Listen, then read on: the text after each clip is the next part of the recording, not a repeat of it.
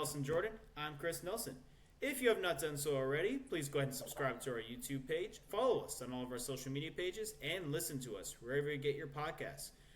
So, Nelson, San Diego Padres manager Mike Shildt has decided to retire after 2 seasons in the role. What were your takeaways on this decision?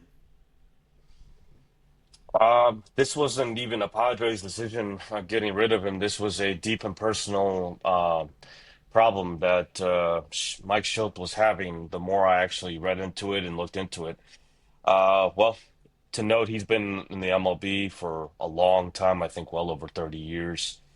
Most recently, before he became a San Diego Padres bench coach, he was the head coach, or excuse me, head manager for the St. Louis Cardinals, where he did take them to, I believe, 2019, the National League Championship Series. He was nominated at that time too as the NL Coach of the Year. And then following the next 2 seasons, they go on to play in the NL Wild Card, but they have a quick exit.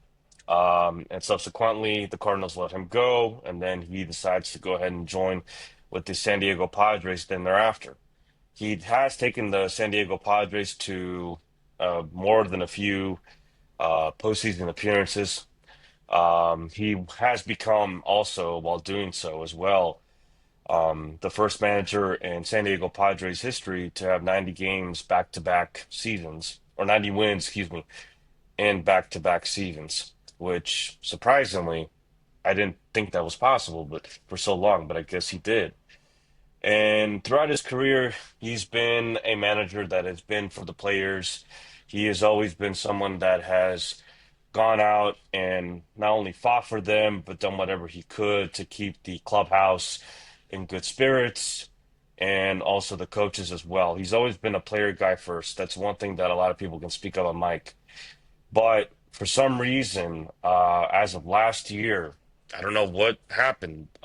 Maybe you can evaluate a little bit bigger on this. But there has been reports from the local radio station 97.3 San Diego the Fan down there and some other as well media components down out of San Diego that were stating that he was actually getting death threats. Nobody knows where these death threats were coming from, but his mental psyche was getting affected all season long.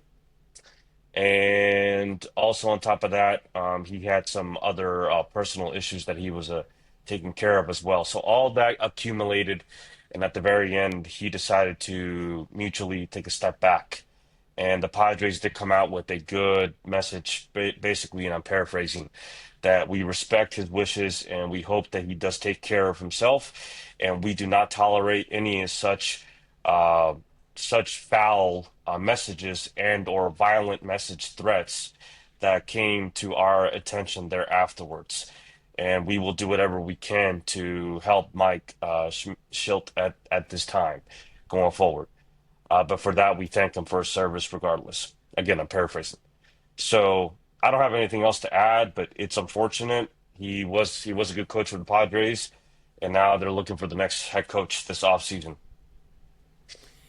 Yeah, it's worth noting that in Mike Schultz's 4 full seasons, excuse me, as a manager in the majors, he has won at least 90 games every single one of those seasons. I mean, that's a pretty incredible accomplishment. So he clearly is a good manager, and I wish him all the best in his retirement. And if that's what he wants to do and the situation he wants to be in going forward, then all the best to him. But if he does decide that he actually does want to be a manager and maybe this just wasn't the right fit, I definitely think there's some teams who have vacancies, and we've talked about a number of those. There are a lot of them that he probably would be a good fit for and could be a successful manager. So I would not be surprised to see that happen and would expect that to go well if it does. But look, again, I wish him all the best if this is what he chooses to do. This did seem to be a mutual decision, although he did announce it as his retirement.